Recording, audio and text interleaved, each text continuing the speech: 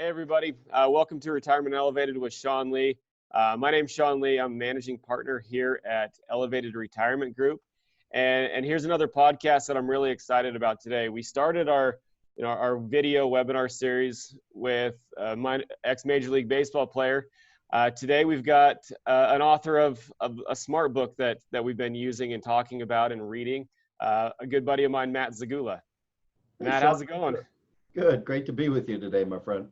Well, I want to keep today kind of light. I know that the topic we're going to talk about tends to weigh on a lot of people's minds with, the changing economy, rising debt, this big stimulus package that has just been issued out, and there's word that there's going to be another stimulus package. But today, I really want to talk about your philosophies on tax planning, why you wrote the book that you wrote, and really what you're seeing based on all the research and everything that you've done. Yeah. So now kind of give me an idea of how the book Smart Retirement came about. I was studying the way that we earn income in America. And I was, the vast majority of us accumulate what we accumulate during our lifetime based on savings. So I dug into the Bureau of Labor Statistics, and I quickly realized that the majority of our money doesn't go towards savings. So in retirement planning, we have a heavy emphasis on where are we going to put this money. But at best, the average American gets up to 10% of their income into some type of long-term savings vehicle. So I said, well, where is all this money going, right? Well, 40% of our money goes to some form of tax. Now, that's not federal and just state and local. But, if you're driving home and you're getting a gallon of gas, there's tax in that. If you're staying in a hotel in the future after the crazy world we live in today, there's a tax on that. There's literally 50 some different types of taxation. And when you aggregate those together, we do lose about 40 cents on every dollar that we earn. So when we looked at that big 40 versus that 10% savings, it made a lot more sense to me. Is there a way to discount the effects of taxation rather than trying to out earn the next guy? Okay, so and that's how the book came along, and I've got the second edition in front of me now. So you wrote a first edition. Yes. And one thing that I found that was interesting is that it wasn't you that wrote the foreword. It wasn't you that, giving your opinion. You actually had a doctor write the foreword for you. Yeah. So how did that come about, and why a medical doctor, why did you have him write it? He's a good friend. Okay. Dr. Roizen's an interesting guy. He was before Oz. He was the it doctor in the media. He was on Oprah. He's been on all the big shows. He's a celebrity doctor. He's my personal doctor, and we got together and we talked about finance a lot. He's done very, very well. He wrote the You books. You on a Diet, Your Body. He sold 40 million copies. The guy's amazing. So he's an author, and obviously with selling that many books, he's into money too. But he was working on a financial book. And we started talking about concepts and taxes. And he's like, we really didn't go there. And he wrote that with Gene Chatsky, I believe, is who he wrote that book with. It's about health and wealth. And there is a tie between our health and our wealth.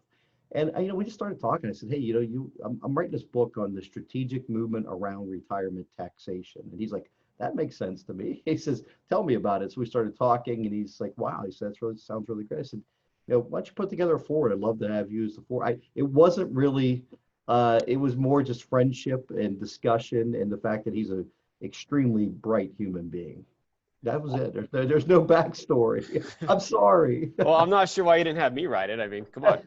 Well, you were my second. You were right behind. Rosie. Yeah, really, really close second, I'm sure.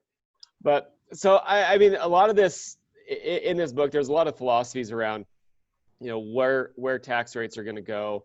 There's debt's increasing, but money's so cheap right now, and so there a lot of different people have their own philosophies on kind of where our tax rates are going to go. Can you give me your viewpoint, your philosophies on where things are going to head and why? Yeah, well, we certainly know that on January 1st of 2026, the tax rates are scheduled to revert back to the 2017 schedule, which is an increase from where we are today. So we know in the future rates are increasing because they're scheduled to increase. Mm-hmm.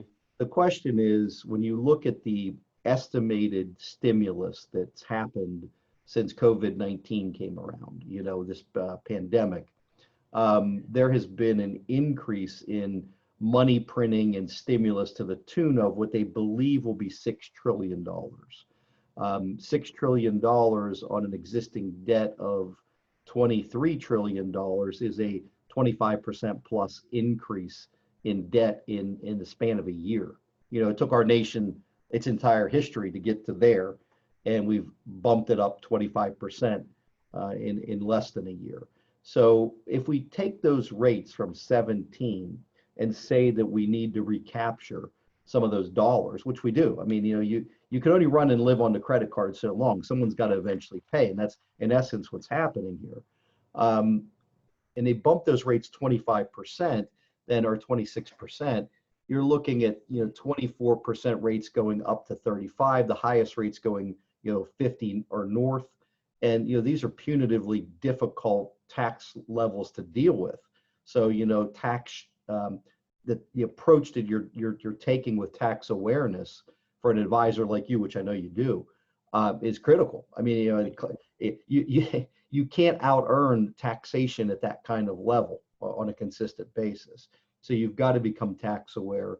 You've got to become tax diversified, and you've got to create an approach that takes into consideration a very likely rising tax scenario as we move forward. Awesome.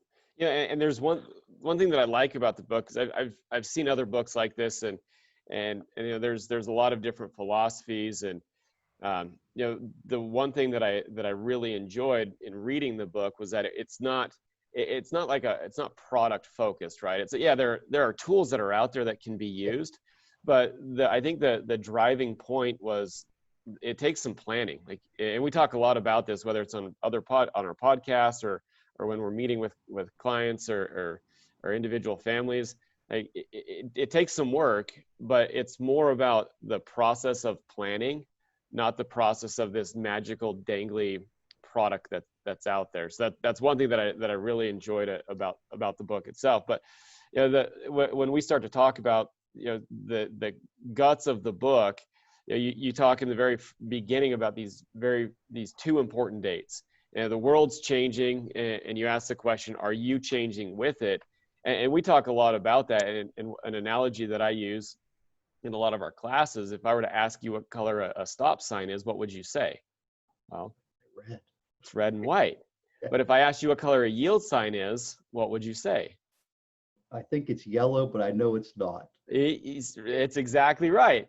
Yeah. And most people say that it's yellow and black, but the yield sign hasn't been yellow and black for 50 years. It's red and white. Well, I am older than you. Yeah. See, I've never been alive when the yield sign was yellow and black. But the cool thing about that is that I answer the question yellow and black, because in our mind, we think, okay, stoplight goes from green, goes to yellow. We're supposed to yield. And I look at my son's toys, and he's got a bunch of car sets and things like that. Yield signs are still yellow and black, but inherently we go to this old way of thinking that could cause irreparable harm to us in this new way. And so when we start to look at this world of the world's changing, that really drove home with me that, are you going to change, and is your planning going to change with you as things adjust? So talk a little bit about that. What are those dates? And then talk to me about how taxes really adjust. It's really about the baby boomer generation. And I think that, I'm going to touch on it a bit, but it's a conversation that does need to take place between an individual and their advisor. Why is the world different today than it was before? Why can't I just do what I did before? Well, the reality is there's a shifting in the age demographics. And those shifts based on baby boomers are changing money flows. And the money flows into markets and out of markets are changing based on things like required minimum distribution, based on the number of people now that are on, Medicare that used to be on company health insurances. So you have this sequence of 3 dates that have changed the face and future of the American retirement system, and nobody's talking about it. But these are huge shifts in who pays what, and ultimately the payor becomes a lot more government oriented. And when the payor becomes a lot more government oriented, where they're out of pocket, there's only one way for them to recover that. That's taxes. So that shift is a big seismic change. And for the vast majority of people that are probably listening to your podcast today, the reality is the vast majority of us have oversaved in the pre-tax area. So when you get overweighted there, what's so bad about having a lot of money somewhere? Well, it's better than having no money, I guess, but the money becomes tricky to deal with because of this shift in baby boomers and aging and taxation and benefits. 2/3 of the government's budget today is allocated. The people I think that, the Congress and Senate sit down and figure out, where this money, they don't. 2/3 of it already has to go just to fixed benefits like Medicare, Medicaid, Social Security. And as that percentage grows and grows and grows, it chokes out everything else. So we have a really serious situation here that, there's not an easy solution to it, because at some point you got to pay. The idea is you either pay a little bit or you pay a lot. If you do the default planning and just follow what everyone has always done and ignore the realities of the situation that we're in, you will pay a very big amount of taxes. So it requires tax aware planning, which is something someone like you in your area knows how to do. It's how do we move these pieces around? It could be a big difference between whether something is in an IRA or a Roth IRA. The tax ramifications are very different. So when do we make these moves? How do we make these moves? How much do we move? These are these critical questions that folks like that are listening need to ask you to help them figure out. Well, and that brings up a good point, because there's not a magic number for everybody, and we talk about when you're strategically moving money from one asset, your tax classification, to another. How much do you do it? When do you do it? How do you do it? And then you also have to take a look at where are you saving your assets, because back in the 80s, when the government rolled out these retirement plans, it was a great deal. Hey, you're going to get a tax deduction now. Don't worry. When you retire, you're going to be in a lower tax bracket. We don't really know that. I don't have any control over what future tax law is going to do. Of course we don't.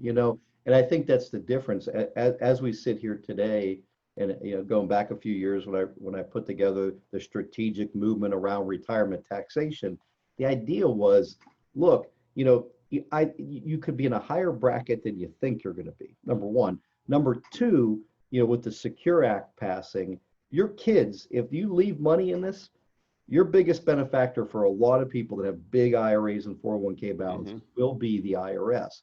So this is money that's been being monitored for forever. They know how much is there. They know your exact balance. There's no way to get around that there's taxes here. It's just, when should I take the tax and what do I do with it? But as we sit here today, Sean, I'm finishing the next version of SMART, which is a different book called The Strategic Movement Around Rising Taxation. Because as much as deferral has been a problem in the past, and balancing between tax deferred, taxable, and tax free has been really a critical component, I think going forward, we may have to look again at tax deferral if we get that kind of exponential growth in tax rates. So it's really about understanding the relationship with taxes and your money, which most do not, and most advisors do not. And it's a rare breed of advisor like yourself who understands the importance of tax awareness and tax diversification. Right. So I want to get into what SMART is and what it means, and I'll let everybody know how they can actually get the book. We've got a ton of copies here at our office, but there's one chapter where you talk about fuzzy financial math that the banks and Wall Street uses. Talk a little bit about that. How's their math different? Yeah, there's two big killers of money. One is debt, and the other is tax. And when we're young, debt is a huge problem. I mean, Hmm. and you know, you say to somebody, hey, you know, the fuzzy math that the banks use is how much your interest cost is, because they really focus us all on the interest rate. So if you have a 30-year mortgage and it's brand new and you get a 4% interest rate and you pay your first month's payment, when you look at how much you're paying in interest in month one versus the amount that's going towards principal, your effective interest cost is 65%. So 65 cents on every dollar that you're paying on that first month is going to the bank, you know, to their bottom line. It's not buying you an extra nickel in that house. It's not buying you any more equity in that home. So ultimately, the fuzzy math that they use is more of a head fake. They're like, look at the interest rate, but that's not what you're paying.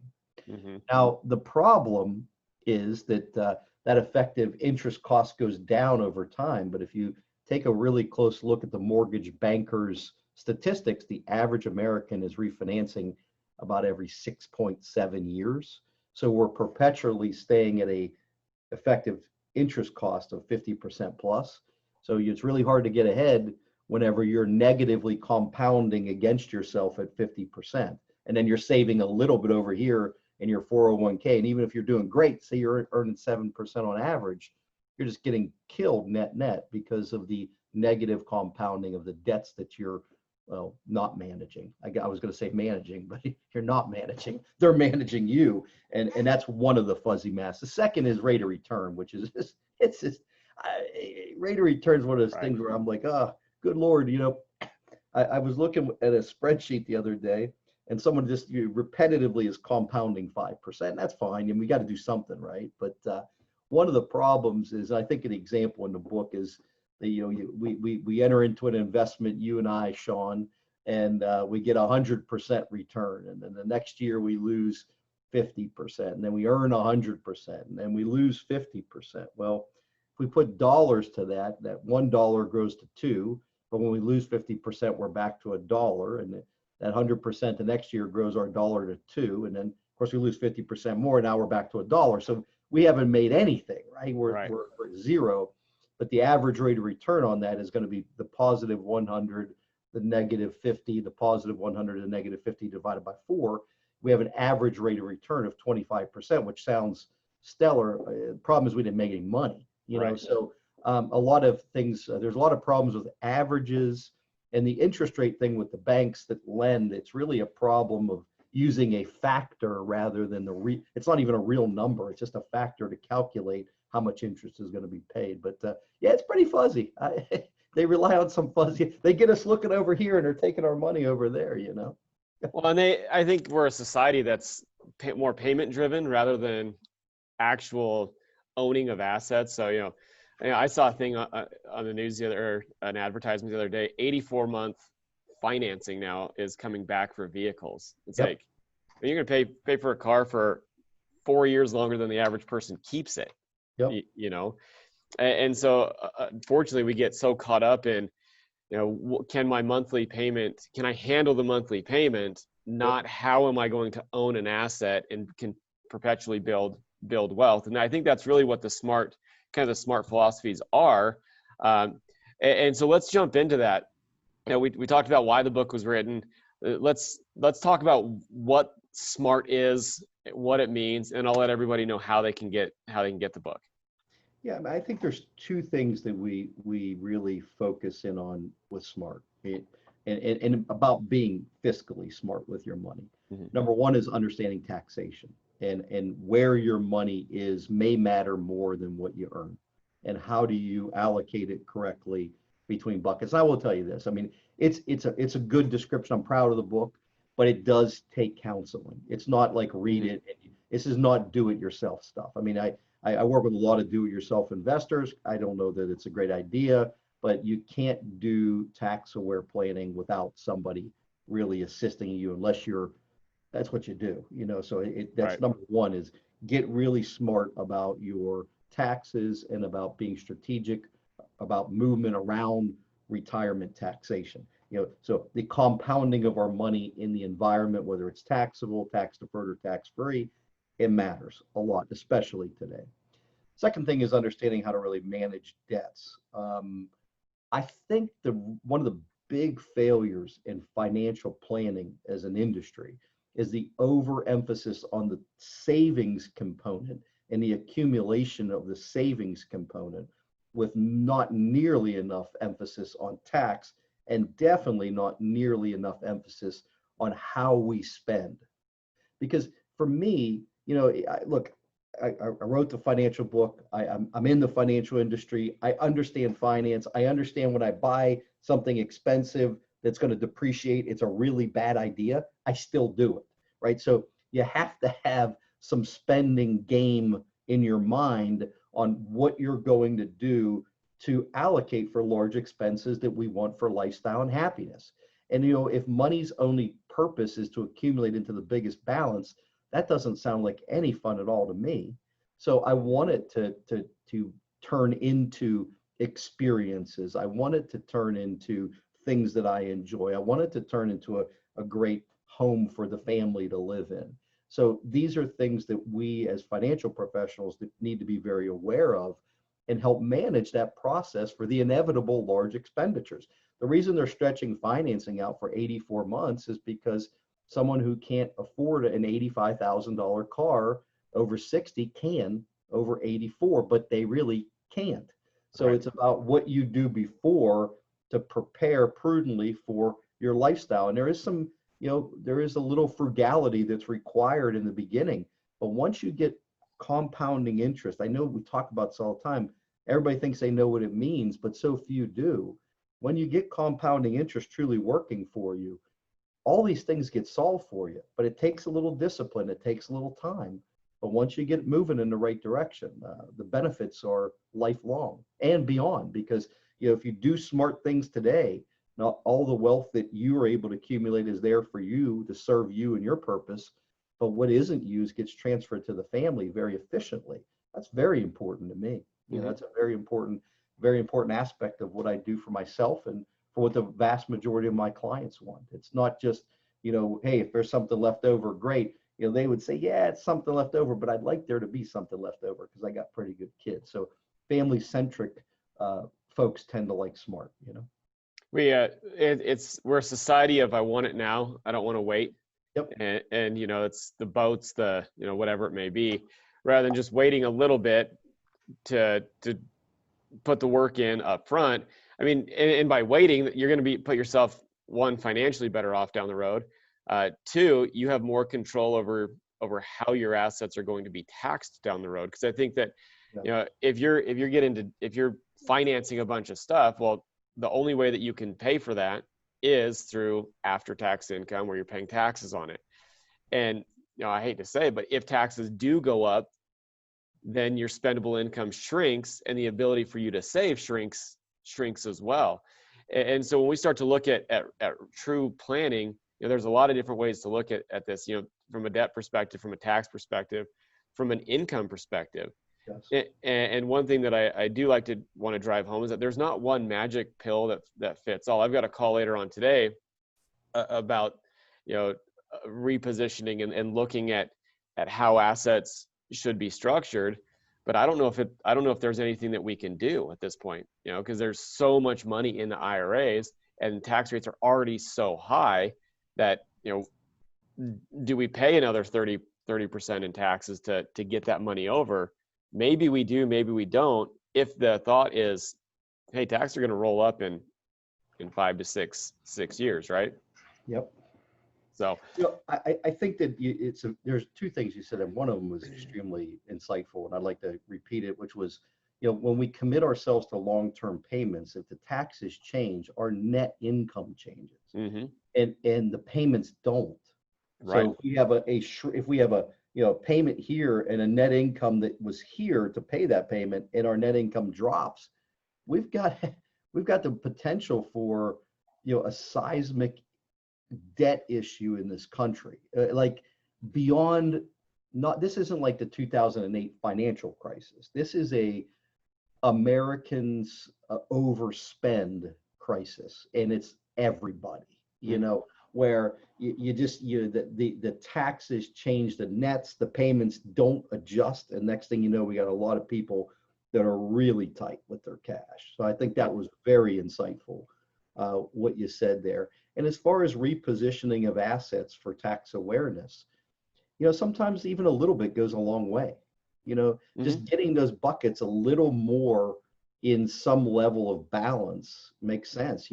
Certainly if someone's sitting on 94% of their money in tax deferred, and even though they're going to pay a little bit now, I'll tell you what, no matter what they're going to pay, at the highest bracket, which, it's what I pay, I still use my Roth. You know, Yeah. I still think I might be in a higher tax bracket in the future. And whether I am or I'm not, one thing is going to be nice, that when I need money and I want to go dip in and buy something, there is no tax on that. There's, no income tax. There's no capital gain. There's no 1099. There's no, under current law, no offset against Social Security in the future. There's no adjustment to Medicare premiums. So it's nice to have a bucket that you can go into and grab some cash Mhm. without having to manage the consequences. And as money compounds and grows, the consequences compound and grow at a proportionate or greater likely rate. Because if the money, if you're in a 24% bracket and you find yourself in the future in a 35% bracket, your money is only compounding whatever the market's giving you. Your tax Right. rates are compounding by whatever politically, approved at that time, which could be brutal. Yeah, and I don't have any control over that. Yeah, we talk about what we can control, what we can't control. I can't control what inflation is going to do. I can't control what the market's going to do. I can't control what tax rates are going to do. But the one thing that we do have control over, all of us do, is how much effort, energy, and time we're going to put into our plan. That's the one thing that we can control. Now, I'll let everybody know I've got the Smart Retirement book. We've got a bunch of copies of these, and so if you feel like you want a copy of Matt's book, Smart Retirement, discover the strategic movement around retirement taxation, you can give us a call at 855-50-RETIRE. We'll mail you out a actual hard copy of the book. We're not going to digitally send it.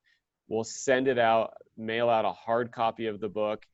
Just give us a call at 855-50-RETIRE, or just go to the website at elevatemyretirement.com and you can request the book there.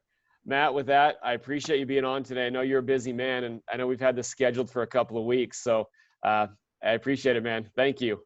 It's my pleasure. I appreciate the opportunity to be with you, and what you share with the folks who listen to your podcast, and even more how you help your clients. I really appreciate you, Sean. I do. Awesome. Thanks, Matt. Until next time, we'll talk to everybody soon.